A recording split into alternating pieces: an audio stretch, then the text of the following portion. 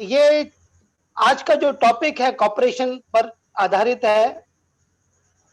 और आप जानते हैं कि हम किसी भी सब्जेक्ट को बहुत गहराई में जाकर के उसके खंड-खंड करके आप लोगों के सामने पेश करने के लिए तत्पर हैं, ताकि आप उनकी गहराइयों में समझ करके उनकी गूढ़ता को समझेंगे और उस चीज को अपने जीवन में आत्मसात करने की कोशिश करेंगे।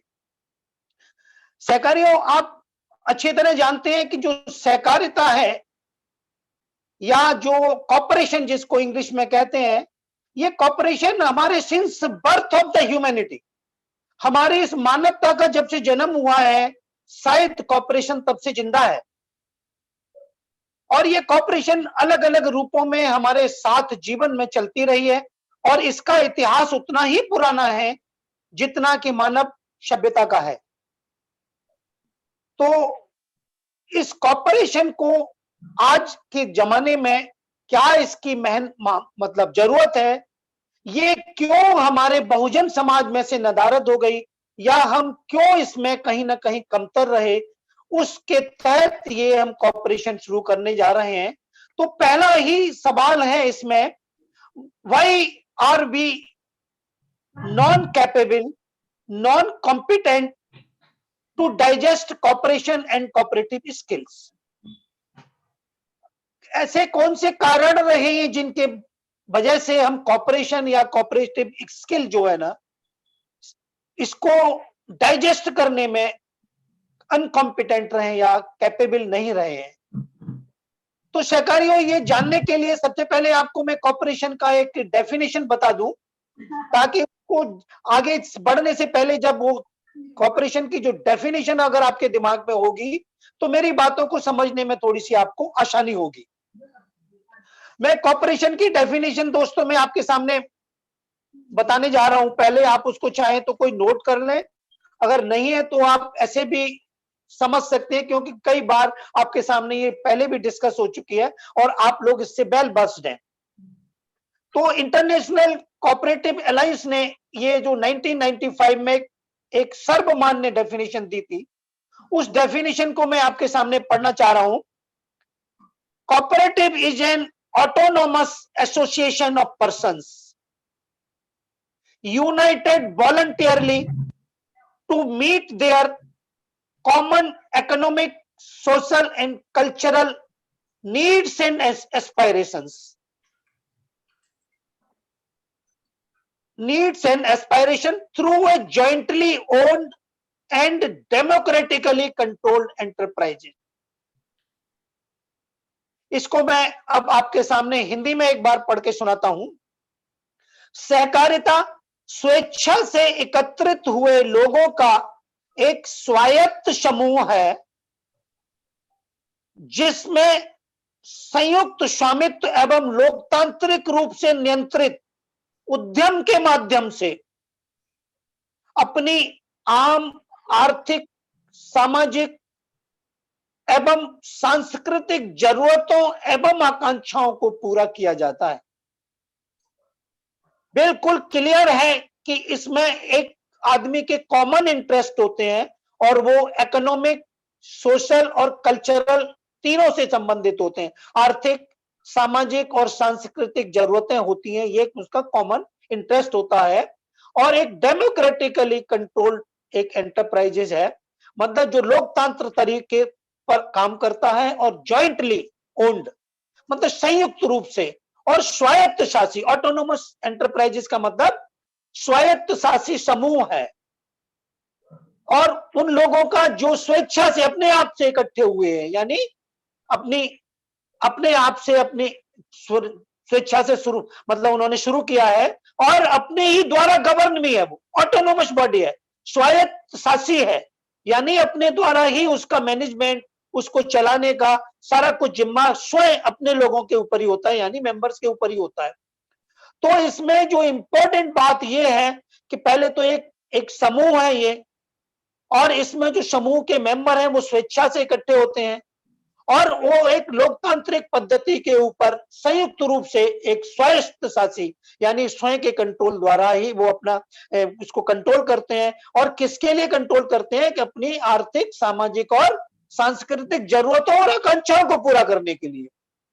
तो एक संक्षिप्त में ये परिभाषा आपके दिमाग में अब बैठ गई। अब मैं इसके सामने ये आगे बढ़ता हूं कि आखिर इसको हम समझने में या इसको अपने जीवन में आत्मसात करने में कम क्यों पड़े हैं? हमारा जो समाज है इससे अछूता कैसे क्यों रहा है? क्यों उसके दिमाग में ये भावना क्यों नहीं पनपी कि वो इसको आत्मसात करता और इसके साथ अपने जीवन को आगे बढ़ाता? तो दोस्तों, इसके कई कारण हो सकते हैं। मैं भिन्न भिन्न कारणों को एक एक करके आपके सामने थोड़ा एक्सप्लेन करूंगा। सबसे पहला कारण हमने लिया है लैक ऑफ इंटेलिजेंट इंडिविजुअल्स। हमारे समाज में इंडिविजुअल इंटेलेक्चुअल्स की कमी, अगर वो थे भी तो they are not fulfilling the qualities of intellectual person या intelligent person as described by doctor B R Ambedkar. जो बाबा साहब ने हमको उन इंटेलिजेंट लोगों की जो क्वालिटीज बताई थी, ऑनेस्ट, डिसइंटरेस्ट एंड इंडिपेंडेंट, ये क्वालिटीज उनके अंदर डेवलप नहीं हो पाई, इसीलिए वो कॉर्पोरेशन से दूर रहे। और जो केयरिंग ऑफ अदर्स, सबसे इंपॉर्टेंट चीज क्या है इस कॉर्पोरेशन के अंदर? Caring of others. इसकी जब हम अगले चैप्टर्स में इनकी जो वैल्यूज को, कॉपरेटिव वैल्यूज और उसमें जो मेंबर्स हैं उनकी moral and ethical values, cooperative जो बॉडी है उसकी वैल्यूज एंड उसके प्रिंसिपल्स, इनको डिटेल में डिस्कस करेंगे।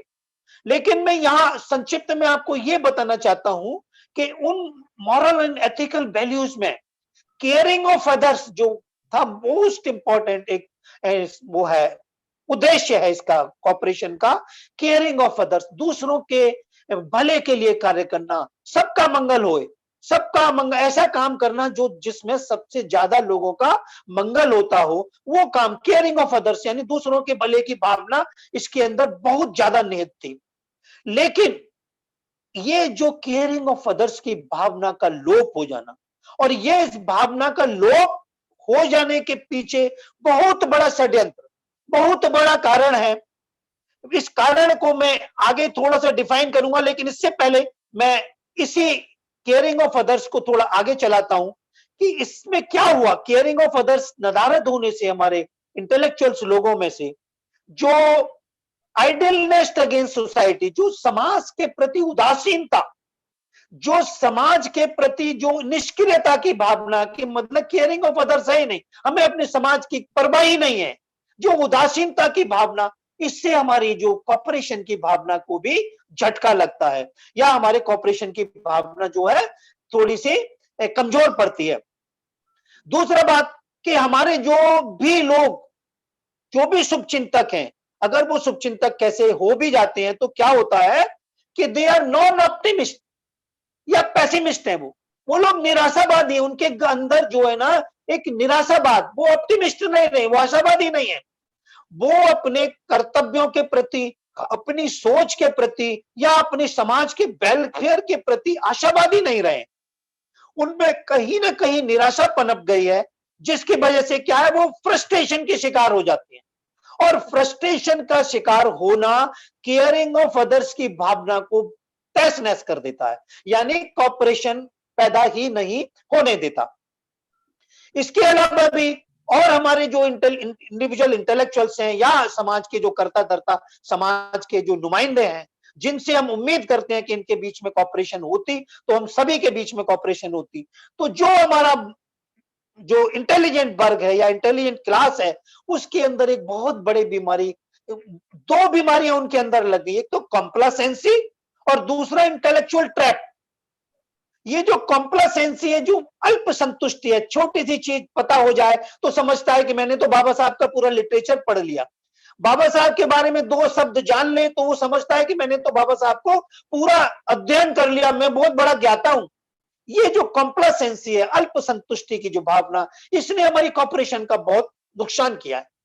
और दूसरा इंटेलेक्चुअल ट्रैप, आदमी अपनी बुद्धि की भ्रमजाल में फंस जाता है। वो सोचता है मैं पढ़ा लिखा हूं, मैं तो कॉलेज से पढ़ करके आया हूं, मैं बहुत इंटेलिजेंट हूं, मैंने नौकरी की है, पेशा किया है, मैं समाज का बुद्धिजीवी वर्ग में आता हूं। तो उसको एक जो इंटेलेक्चुअल ट्रैप यानी एक जो बौद्धिक भ्रमजाल होता है उसमें वो फंस जाता है, और अपने बौद्धिक भ्रमजाल में फंसने के कारण उसकी कॉपरेशन की जो भावना है उसको बहुत ठेस लगती है। तो दोस्तों ये कुछ मोटे मोटे कारण हैं। अच्छा, अब इनके वजह से हमारे समाज में जो है ना कॉपरेशन को हम लोग समझने में थोड़े से नाकामयाब रहे हैं, या हम थोड़े से इनकॉम्पिटेंट रहे हैं। अबे इस इनकॉम्पिटेंसी में जो पहला चैप्टर है हमारा, जो पहला टॉपिक है कि the birth of modern caste या कल्चर ऑफ स्टुपिडिटी, आज की है, या जिसे हम कल्चर ऑफ स्टुपिडिटी कहते हैं, मूढ़ता की अवधारणा।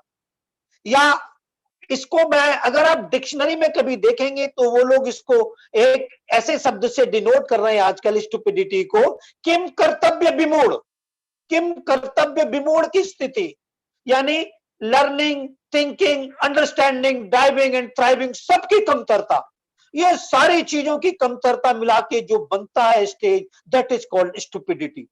ये जो स्टुपिडिटी की भावना है या मूढ़ता की भावना है, ये हमारी समाज में कल्चर ऑफ कास्ट या कल्चर ऑफ स्टुपिडिटी को पैदा करने के लिए जिम्मेदार है। अब ये कल्चर ऑफ स्टुपिडिटी क्यों है? अब देखिए, हम कास्ट को थोड़ा सा यहाँ आपको डिफाइन करना बहुत जरूरी समझते हैं, क्योंकि कास्ट को अगर हम डिफाइन नहीं करते हैं तो कॉर्पोरेशन का हमको सही मतलब जानने में नाकामी हासिल होगी। क्यों हासिल होगी? कि corporation is antonyms of caste. अगर आप आगे चलेंगे, इस पूरी ट्रेनिंग को अगर आप अपने जहन में उतारेंगे तो आपको पाएंगे आप कि जो कॉर्पोरेशन है और कास्ट है, both are antonyms of each other, एक दूसरे के प्रतिलोम है, वो अपोजिशन में है। यानी जब आप कॉर्पोरेशन को समझना है तो आपको कास्ट की बुराइयों को समझना ही पड़ेगा, और अगर कास्ट को बलवती करना है तो कॉर्पोरेशन को लोगों ने खंडित किया ही किया। तो ये जो स्टुपिडिटी की भावना है, एक्चुअल में बार बार ये आप लोगों के सामने फर्स्ट चैप्टर में ही, जिसमें हमारे धीमंत अंबर सिंह जी ने बहुत डिटेल में आपके सामने इसको एक्सप्लेन किया था कि what is the culture of stupidity, या ये जो स्टुपिडिटी की जाति है, जो भावना है, ये क्या है, क्यों की स्टुपिडिटी से कहते हैं। तो उन्होंने उस समय आपके सामने ये डिफाइन किया था कि caste is simply a notion, it is a notion of, मतलब it is a notion, it is a state of mind. ये दिमाग की एक केवल दशा है, केवल दिमाग की एक स्थिति है, कोई ये फिजिकल बैरियर नहीं है। और ये स्टुपिडिटी क्यों है? क्योंकि ये एंटी सोशल है, ये एंटी नेशनल है। देखिए, मैं इतना बड़ा शब्द कह रहा हूं, इट इज एंटी नेशनल। बाबा साहब ने इसको एंटी नेशनल कहा है। एनिहिलेशन कास्ट का जब आप जाएंगे, पढ़ेंगे, आप गौर करेंगे तो 14वें चैप्टर में लास्ट में इसको एंटी नेशनल कहा है, या इसको देशद्रोह भी कहा है। तो ये एंटी नेशनल है, एंटी ह्यूमन है। जब एंटी नेशनल है तो ऑटोमेटिक एंटी ह्यूमन होगी होगी। और सबसे बड़ी ये जो सामाजिक समरसता या सामाजिक समानता की, या जिसको सोशल एंडोस्मोसिस कहते हैं, जो हमारे बाबा साहब ने शब्द यूज किया है सोशल एंडोस्मोसिस, ये उसकी बिल्कुल एंटी है। It is anti of social endosmosis. सामाजिक सौहार्द या सामाजिक जो समभाव की जो भावना है उसके बिल्कुल एंटी है। क्यों? क्योंकि ये अननेचुरल है। और अननेचुरल है तो क्यों अननेचुरल है? क्योंकि इसमें विषमता और वैमनस्यता का पूर्ण रूपेण समावेश है, विषमता और वैमनस्यता। और ये मनोवाद के दो बड़े बड़े अस्त्र हैं, जिसकी वजह से उन्होंने हमारे कॉर्पोरेशन को खंड खंड किया है। मनोवादियों ने, या मैं कहूंगा कि ब्राह्मणवादियों ने, केवल बृहदर्थ की हत्या ही नहीं की, उन्होंने कॉर्पोरेशन की जो नैतिक और मॉरल वैल्यूज और एज ए होल उसके जो प्रिंसिपल से, जो उसके सिद्धांत थे, उनकी भी साथ साथ हत्या की। क्योंकि वो जानते थे अच्छी तरह से कि अगर कॉर्पोरेशन को जिंदा रखा गया तो हम जीवन में कभी भी अपने जाति के इस कुचक्र को कामयाब नहीं कर सकते। इसलिए उन्होंने सबसे पहले धीमे धीमे समाज में से इस कॉर्पोरेशन की भावना को जीर्ण शीर्ण किया, उसको खत्म किया, उसकी नैतिक वैल्यूज को, उसकी मॉरल वैल्यूज को, उसके प्रिंसिपल्स को भी टुकड़े टुकड़े या खंड खंड कर दिया, उसकी भी हत्या कर दी। और ये सब कैसे हुआ? इससे सबसे क्या हुआ? जब वो कॉर्पोरेशन को खत्म कर चुके, कैसे खत्म किया? 6,743 जातियां, जिनको हम मानकर चलते हैं, वैसे जातियां तो 10,000 के लगभग थी, लेकिन जो गिनती 1931 में पहली बार हुई थी, तो उसमें जो निकल करके आई थी जातियां, वो 6,743 जातियों के लगभग थी, जो रिकॉर्डेड थी। तो इन इतने टुकड़ों में हमको बांट करके, यानी एक शूद्र वर्ग को या चतुर वर्ण के चौथे वर्ण को, या मैं कहूं कि वो बहुजन वर्ग को, उस बहुजन वर्ग को 6,743 टुकड़ों में टुकड़े टुकड़े करके उन्होंने कॉर्पोरेशन की वैल्यूज और मॉरल वैल्यूज को खत्म कर दिया। और इस तरह वो कॉर्पोरेशन को खत्म करके अपनी जाति व्यवस्था को सफल करने में कामयाब हुए। अब इससे क्या फैला? देखिए अभी क्या फैला इससे? आइसोलेशन। समाज में एक आइसोलेशन, लोग अपनी अपनी जातियों में बंद करके उसके दायरे में रहते हैं। उससे क्या होता है? एंक्लोजनेस बढ़ती है। एंक्लोजनेस बढ़ने से क्या होता है? ग्रुपिज्म बढ़ता है, आपसी भेदभाव बढ़ता है, आदमी एकदम स्टरलाइज हो जाता है। स्टरलाइज मैंने आपको पहले भी डिफाइन किया था, यानी एक बधियाकरण हो जाता है आदमी का, कि आदमी केवल अपनी जाति का आदमी ही पैदा कर सकता है, वो एक इंसान पैदा नहीं कर सकता। वो समूची जाति, मानव जाति को पैदा करने में अक्षम हो जाता है। वो केवल अपनी जाति का ही जाटव, ब्राह्मण, क्षत्रिय या कोरी, खटीक, लोहार, इस तरह जो जिस जाति का है वो उसी जाति के आदमी को पैदा करने में सक्षम रहता है। It is called sterilisation of a man. ये जो स्टरलाइजेशन है, इससे क्या होता है? सेल्फिशनेस, सेल्फिशनेस की भावना को और इनसाइड द बॉक्स थिंकिंग को बल मिलता है। और जब जब इनसाइड द बॉक्स थिंकिंग और सेल्फिशनेस की भावना को बल मिलता है, उससे जाति जो है मजबूत होती है और कॉर्पोरेशन जो है ना वो खत्म होता है। यानी ओवरऑल क्या होता है? No liberty, no equality, no fraternity, या indirectly we can say no justice to all. किसी के लिए भी कोई न्याय नहीं बचता। हर आदमी अपनी जाति के दायरे में संकुचित रह करके केवल उसके भले के लिए सोचता है। अगर उसके ऊपर कोई अत्याचार हो रहा है अपनी जाति के ऊपर, तो केवल वही जाति के लोग चिंतित है, बरीड है कि मेरी जाति पर या हमारे ऊपर अत्याचार हो रहा है। अगर वो ये नहीं मानते कि अगर मान लो शूद्रों के ऊपर कोई अत्याचार हो रहा है, तो वो समूची मानव जाति पर हो रहा है, ऐसी भावना उनमें बलवती नहीं होती। क्योंकि ये जो जाति का जो संकुचन है, जो दायरा है, जो एंक्लोजनेस है, ये आदमी को एक संकुचित सोच की धनी बनाती है, न कि उसको एक बृहद सोच का मालिक। तो ये, और सबसे बड़ी और क्या बात हुई है कि it is linked with सैक्रेडनेस and divinity. इसको सैक्रेडनेस से जोड़ दिया गया। इसको एक भगवान की बनाई हुई प्रथा या भगवान द्वारा निर्धारित ये व्यवस्था या एक गॉड या इनके जो भी इनके जो इष्ट रहे हैं उनके द्वारा स्थापित, उसको दैवीय उससे शक्तियों से जोड़ दिया, डिविनिटी से जोड़ दिया, सैक्रेडनेस से जोड़ दिया।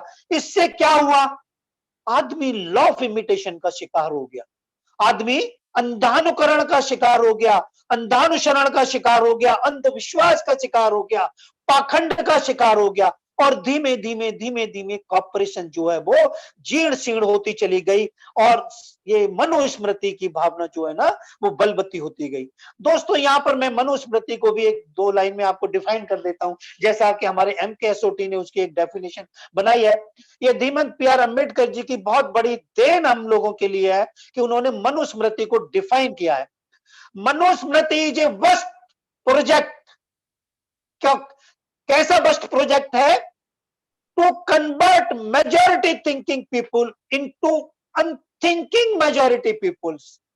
बृहद सोच विचार करने वाले समाज को गैर सोच विचार वाले समाज में परिवर्तित कर देना, फॉर द पर्पज ऑफ, किसके लिए?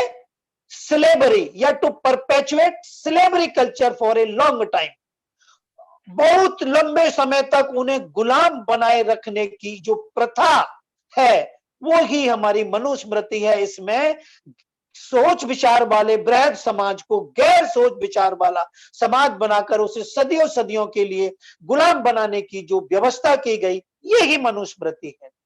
और इससे मनुस्मृति को जब हमारे बीच का कॉपरेशन खत्म होता है तो क्या होता है, ये मनुस्मृति जैसे जैसे बलवती होती जाती है, कॉपरेशन ऑटोमेटिक खत्म होती जाती है। तो दोस्तों अब यहां पर आपको ये चीज आपके जहन में आ गई होगी कि कॉपरेशन इज एंटोनियंस ऑफ कास्ट, यानी जैसे जैसे कास्ट मजबूत हुई कॉपरेशन का हिरास होता गया।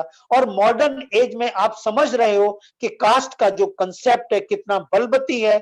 यहाँ आए दिन दंगे फसाद, इवन दंगे फसादों को करवाने के लिए जो हमारी तात्कालिक सरकारें हैं, they are also responsible for that, कि ये लोग भी जान करके उस जातिवाद को, दानव को एक पन पाने के लिए, उसको जिंदा रखने के लिए हमारे बीच में कॉपरेशन नहीं पनपने देते। तो दोस्तों मैं यहां पर ये कह करके इस कास्ट के स्टुपिडिटी के चैप्टर को क्लोज करूंगा कि ये जो स्टुपिडिटी की भावना है इसने बहुत सारी समस्याओं को जन्म दिया है। पहला तो यही किया उसने, कॉपरेशन को खत्म कर दिया है। अब दूसरा देखिए, अब मेरा जो आज के डिस्कशन का जो नेक्स्ट टॉपिक है वो है inertia of caste killed the spirit of cooperation among Bahujan Samaj. Inertia क्या होता है? देखो मैं आपको थोड़ा सा इनर्शिया समझा दूं। जो लोग साइंस के स्टूडेंट हैं, they are knowing well, but they are not the science student, they are in confusion what is inertia. Inertia क्या है? जैसे एक धागे में एक छोटे से लोहे का टुकड़ा भारी सा बांध लो, एक 20-25 ग्राम का एक सोने का वो लोहे का टुकड़ा एक लंबे से धागे में 3-4 फुट के धागे में बांध लो और उंगली में उसको बांध करके दूसरे सिरे को, और फिर घुमाइए, आप उंगली को घुमाइए तो देखेंगे कि आप वो धागे से बंधा हुआ लोहे का भारी टुकड़ा एक गोल दायरे में घूमता रहता है। उसमें एक इनर्शिया डेवलप हो जाता है, एक जिसको कहते हैं ना कि वो एक दुष्चक्र था पैदा हो जाता है, वो उससे वो बाहर नहीं निकल पाता। लोहे का टुकड़ा उसमें घूमता ही रहता है, घूमता ही रहता है। बाय द वे अगर जो उसके बीच का वो धागा अगर टूट जाए तो इमीडिएटली आप देखेंगे कि वो बहुत दूर जाके गिर पड़ेगा। ये जो धागा है, ये धागा जो है that is caste, that is inertia of caste. ये उस जाति का इनर्शिया है, वो दुष्चक्र है जिसकी वजह से वो चक्र में घूमने पे मजबूर है। आदमी उस जाति के भ्रम जाल में घूमने के लिए मजबूर है। अगर ये जाति रूपी डोर टूट जाए समाज से तो आदमी उस इनर्शिया से बाहर निकल के इमीडिएट दूर जाके अलग अलग छिटक जाएगा और वो उसके भ्रम जाल में जो कुचक्र है, दुष्चक्र है, उससे निकल करके बाहर आके अपने आप को आजाद कर लेगा। तो ये जो इनर्शिया है ना, ये जो इनर्शिया बहुत ज्यादा खतरनाक है। ये इनर्शिया क्या करता है? ये inertia killed the cooperation and cooperation skill, ये दोनों को मारता है। ये जो जाति का इनर्शिया है, जाति का जो चक्र है, ये चक्र हमारी किसको मारता है? कॉपरेशन को मारता है। ये कॉपरेशन को कैसे मारता है? देखिए अब मैं यहां पर आपको इस चीज को अलग अलग डिफाइन करता हूं कि ये कैसे मारता है। देखिए, this inertia of caste kills the culture of cooperation, या मैं कहूंगा स्पिरिट ऑफ ऑपरेशन। ये इनर्शिया जो है, ये जो जाति का दुष्चक्र है, ये हमारी कॉपरेशन की भावना को या कॉपरेशन स्किल्स को कैसे मारता है? जाति एवं जाति के दुष्परिणामों को जाने बगैर, जाति और जाति के दुष्परिणामों को जाने बगैर हम सारे के सारे लोग जाति को मानते चले आते हैं, आज भी माने चले जा रहे हैं। कभी भी हमने ये कोशिश ही नहीं की उसको न तो समझने की, न उसको समझ करके उसके दुष्चक्र से बाहर निकलने की। हम लोगों ने कोशिश नहीं की और उसको एक्सेप्ट कर लिया, स्वीकार कर लिया, यानी उस इनर्शिया को हमने आत्मसात कर लिया या उस इनर्शिया के दायरे में हम जीने के लिए मजबूर हो गए। इसका क्या इफेक्ट हुआ? यानी it kills the cooperation, feeling of cooperation वो हमारी किल हो गई, यानी हमारे बीच में जो भी सहकार की भावना थी वो पहले हमारी मर गई। और मरती है तो आप जानते हैं जब जब कॉपरेशन की भावना मरती है, जातिवाद पनपता है। तो अल्टीमेट ये जो कास्ट का इनर्शिया है वो हमें क्या करता है, कोऑपरेटिव मूवमेंट को चलाने से या आपस में कॉपरेशन पैदा करने से रोकता है। और यही जब रोकता है तो वो उसका रिजल्ट क्या आता है कि without cooperation our Bahujan society is divided into so many castes, more than 10,000 castes। इस जाति के इनर्शिया की वजह से हमारी कॉपरेशन मर गई, और मरी कैसे कि लगभग 6,743 जातियों में हमारा समाज छिन्न भिन्न हो गया। और उन जातियों में छिन्न भिन्न हो जाना भी चलो कोई बात नहीं थी, लेकिन उनके बीच में जो एनिमिटी पैदा हो गई, जो शत्रुता, एक दूसरे को एक दूसरे का दुश्मन बना के जो इस ब्राह्मणवादियों ने पेश किया, वो लंबे समय तक हमारी इस कॉपरेशन को खत्म करने में कामयाब हो गए। और कामयाब कैसे हो गए कि अभी इसी वाले इनर्शिया की वजह से, यानी उन्होंने हमारे कॉपरेशन की भावना को मार दिया और हमें छोटी छोटी जातियों में बांट करके कमजोर कर दिया। कमजोर करने से वो हमारे को मतलब टुकड़ों टुकड़ों में बांटने में सफल हो गए। और ये सब टुकड़ों टुकड़ों में बांटने के पीछे उनका क्या, इसको एक दो इंपॉर्टेंट चीजों को अपने दिमाग में जरूर बिठा लीजिए कि ये जो इनर्शिया ऑफ कास्ट को वो सफल कैसे हुए। एक तो है फोर्स्ड इग्नोरेंस और एक है कल्चर ऑफ फियर। ये दो चीजें जब आपकी समझ में पूरी पूरी आ जाएंगी कि कॉर्पोरेशन को कैसे मारा गया, फोर्स्ड इग्नोरेंस की वजह से।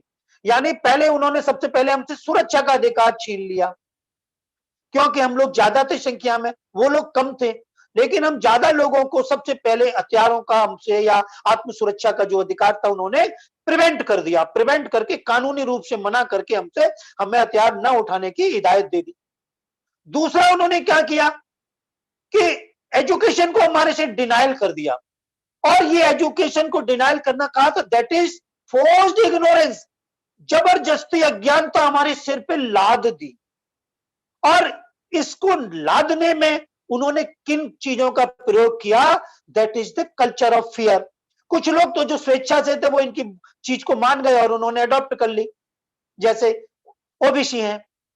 कुछ लोग थे जिन्होंने नहीं माना, कुछ विरोध किया चूंकि किंतु परंतु की, तो उनको उन्होंने डराया धमकाया, डराया धमकाया, और उनको कुछ ने माना कुछ ने नहीं माना। इस तरह जैसे कि ये शेड्यूल्ड कास्ट का दायरा है या अनुसूचित जातियां हैं, जो इन्होंने कुछ ने माना कुछ ने नहीं माना।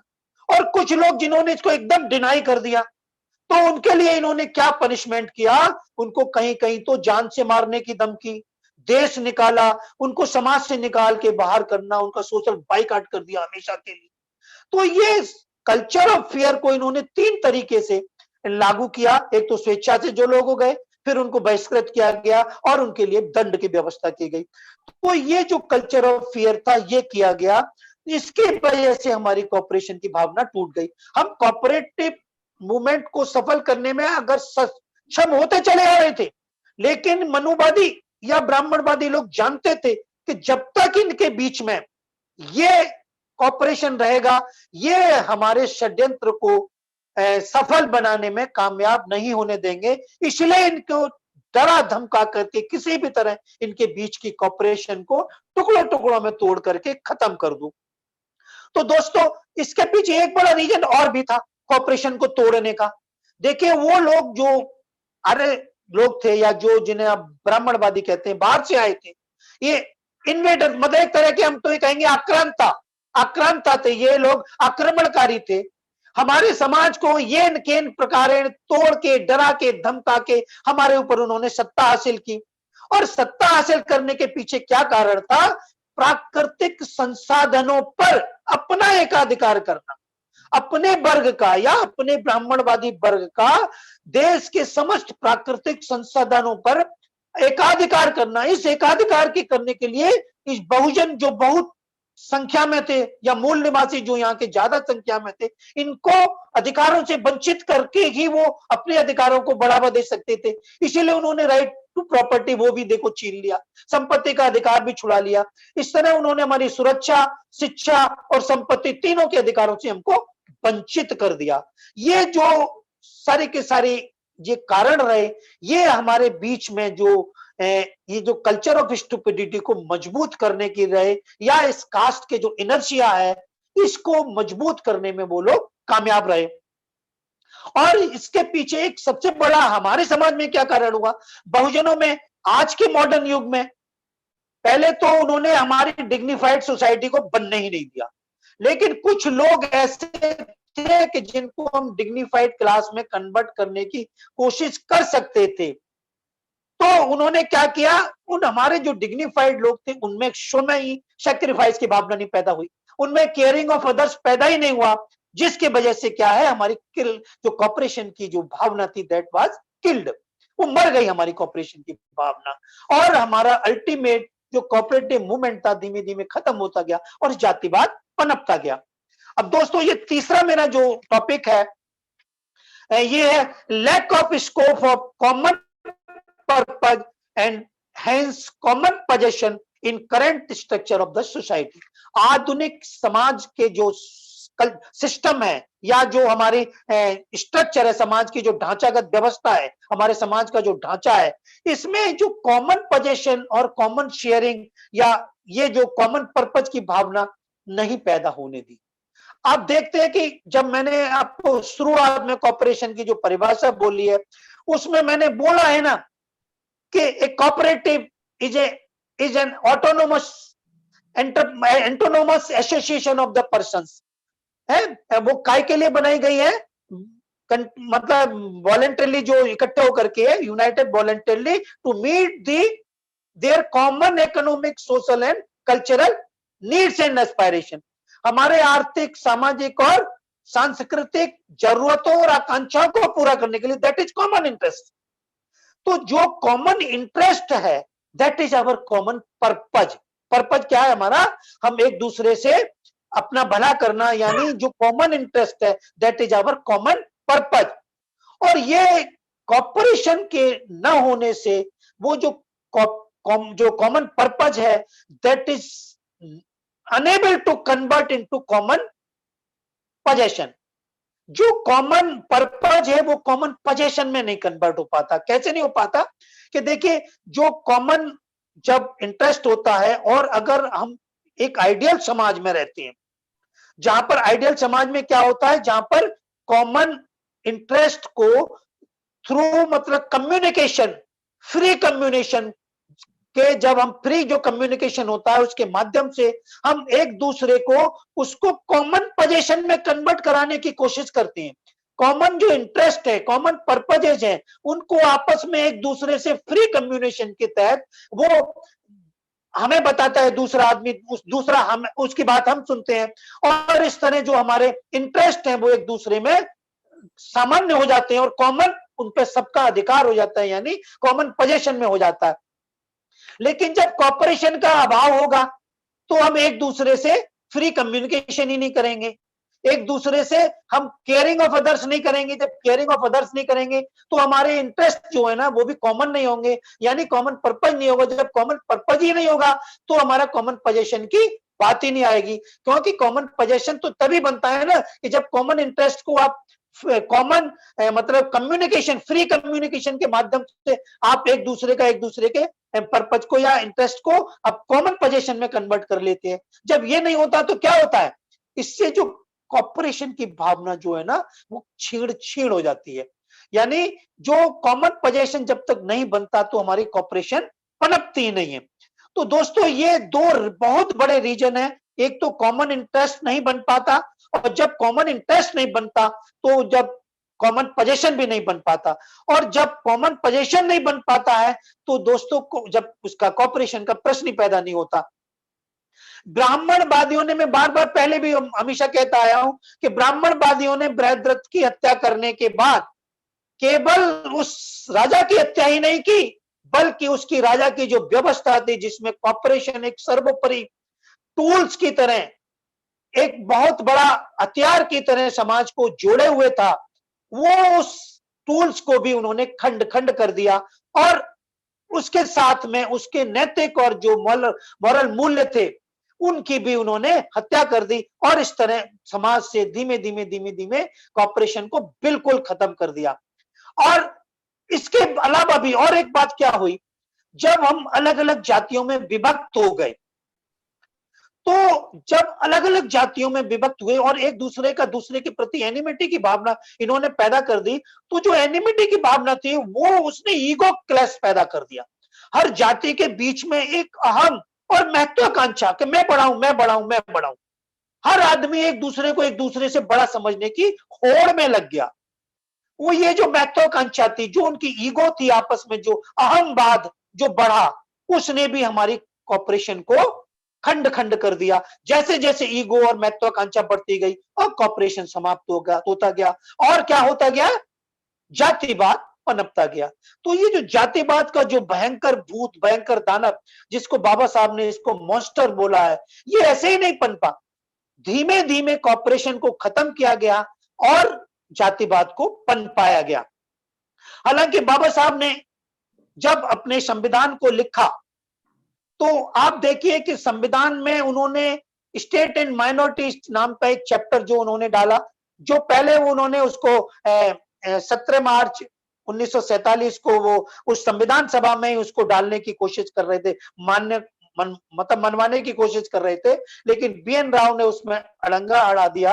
और वो बीएन राव जो थे वो उनकी संविधान सभा में उनकी चलती थी, तो उनकी वजह से वो उसमें शामिल नहीं हो पाया। तो नहीं हो पाया, जो आगे चल करके स्टेट एंड माइनॉरिटी के रूप में वो एक अलग ही चैप्टर उसमें जोड़ा गया। तो बाबा साहब जब पहले फर्स्ट 5 ईयर प्लान बनाने के लिए उनको कुछ जिम्मेदारी सौंपी गई, हालांकि बाबा साहब की दिली इच्छा थी कि उन्हें प्लानिंग दिया जाए, लेकिन उन्होंने प्लानिंग न देकर के उनको केवल लॉ मिनिस्टर बनाया था। इसीलिए बाबा साहब में एक बहुत बड़ी अंदर से भी एक अनसेटिस्फेक्शन की भावना थी कि वो नहीं चाहते थे कि ये मेरे को ये और कोई डिपार्टमेंट दे, वो चाहते थे कि मुझे मेरी योग्यता के हिसाब से प्लानिंग डिपार्टमेंट दे। फिर भी फर्स्ट जब प्राइम मिनिस्टर थे पंडित जवाहरलाल नेहरू, उन्होंने उनको फर्स्ट 5 ईयर प्लान में पूर्ण जिम्मेदारी दी और बाबा साहब ने 39 चैप्टर्स में फर्स्ट 5 ईयर प्लान को जब ड्राफ्ट किया या बनाया, तो उसमें chapter number 5 and chapter number 6 and chapter number 10, 5, 6 and 10, in 3 chapters में खुल के कॉर्पोरेशन को डिस्क्राइब किया, खुल के कॉर्पोरेशन पर पूरा का पूरा अपना वक्तव्य उसमें रखा। और यहां तक कि फर्स्ट 5 ईयर पूरा का पूरा प्लान ही कॉर्पोरेशन के ऊपर डिपेंड था। लेकिन दोस्तों, आप जानते हो, मैंने बताया था कि तात्कालिक सरकार, वो मनुवादियों का उसमें वर्चस्व था, ब्राह्मणवादियों का वर्चस्व था, और वो लोग अच्छी तरह जानते थे कि अगर कॉर्पोरेशन को हमने संवैधानिक व्यवस्था या संवैधानिक मान्यता दे दी, तो हम इन बहुजनों को मूर्ख नहीं बना पाएंगे, और जब मूर्ख नहीं बना पाएंगे, इनके बीच में कॉर्पोरेशन पनपेगी, तो ये जिस दानव के शिकार हैं जातिवाद के, उससे ये बाहर निकल जाएंगे, फिर इन पर हमारा दुष्चक्र या कुचक्र नहीं चल पाएगा। इसीलिए उन्होंने सेकंड 5 ईयर प्लान से कॉर्पोरेशन को हमेशा हमेशा के लिए नदारद कर दिया गया, और दोस्तों उसको शिक्षा से भी अलग कर दिया गया। और जब धीमे धीमे लोग कॉर्पोरेशन को भूलते गए, और जब कॉर्पोरेशन को भूलते गए, तो कॉर्पोरेशन जब खत्म किया होता गया, तो जातिवाद ऑटोमेटिक पनपता गया। इस तरह दोस्तों हम देखते हैं कि कॉर्पोरेशन को धीमे धीमे मार करके उन्होंने जातिवाद को पनपाया, और वो जातिवाद का दुश्मन जो है वो आज हमारे को परेशान किए हुए है, जिसके लिए बाबा साहब बार बार उसको दानव या दैत्य कहते हैं। दोस्तों, यही मैं आपको एक छोटा सा एक स्टैंजा देना चाहूंगा। आप लोगों के दिमाग में ये प्रश्न आ सकता है कि कॉर्पोरेशन जब इंटरनेशनल लेवल पे थी, तो भारत में इंटरनेशनल कॉर्पोरेशन क्यों नहीं लागू हुई? तो दोस्तों, मैं बता दूं कि जब 1995 में आईसीए ने जब ये कॉर्पोरेशन की परिभाषा दी, जो मैं आपको पहले डिस्क्राइब कर चुका हूं, कि उस परिभाषा के बाद में वो आईसीए यही नहीं रुक गए। आईसीए ने 2009 में ये इंटरनेशनली एक डिसीजन दिया कि 2010 के साल को कॉर्पोरेशन ईयर के रूप में पूरे दुनिया में मनाया जाएगा, और 2011 से लेकर के 2020 का जो डिकेड है, उस डिकेड को कॉर्पोरेशन डिकेड के रूप में मनाया जाएगा। तो मजबूरन 12 जनवरी 2012 को अमेंडमेंट 97 के थ्रू कॉन्स्टिट्यूशन में कॉर्पोरेशन को हमारे फंडामेंटल राइट्स में इंक्लूड किया गया। लेकिन दोस्तों, वो केवल और केवल एक फॉर्मेलिटी थी, क्योंकि हमारी सरकार बिल्कुल दिल से नहीं चाहती कि वो कॉर्पोरेशन को कॉन्स्टिट्यूशनल वैलिडिटी दे, यानी संवैधानिक मान्यता दे। वो है कॉर्पोरेशन उसमें कॉन्स्टिट्यूशन में, लेकिन उसके ऊपर वो बिल्कुल अमल नहीं करती हैं, नहीं उनके वैल्यूज को, उनके प्रिंसिपल्स को वो यथारूप में लागू करने की कोशिश करती है। यहां तक कि हमारी सरकार खुद अपनी इस कॉपरेटिव मूवमेंट को फेल करने के लिए जिम्मेदार है। उसने इस कॉपरेटिव मूवमेंट को, इसको इतना भ्रष्ट कर दिया है, इतना बदनाम कर दिया है कि लोग कॉपरेटिव मूवमेंट के नाम से और अच्छा नहीं समझते बल्कि एक बुरा महसूस करते हैं, क्योंकि उसमें इतना भ्रष्टाचार और इतनी घटिया चीजों को उसमें समावेश कर दिया कि कॉपरेशन नाम का जो अच्छाई वाला जो चीज था वो कंसेप्ट ही एकदम भ्रष्ट करके इन्होंने उसे खराब कर दिया। और इस तरह ये मनोवादी सरकार जो है ना, हमारे बीच से कॉपरेशन को नदारद करने में कामयाब हुई है।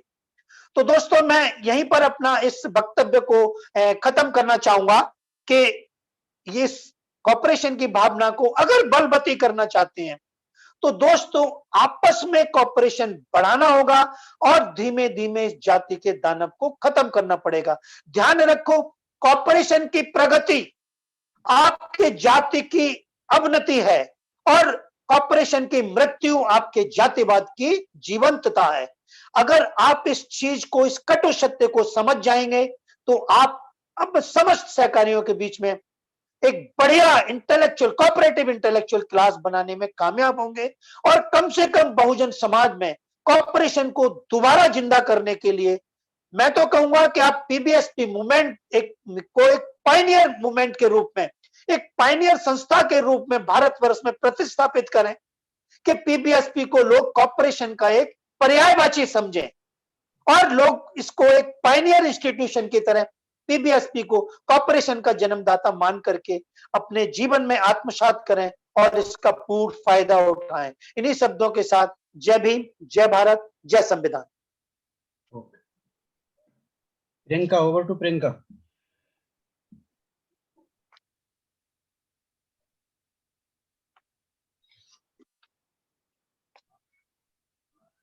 अगर मैडम नहीं सुन पा रहे हैं तो मैं सभी सहकारियों से मेरा अनुरोध है, आप शांत रहिएगा।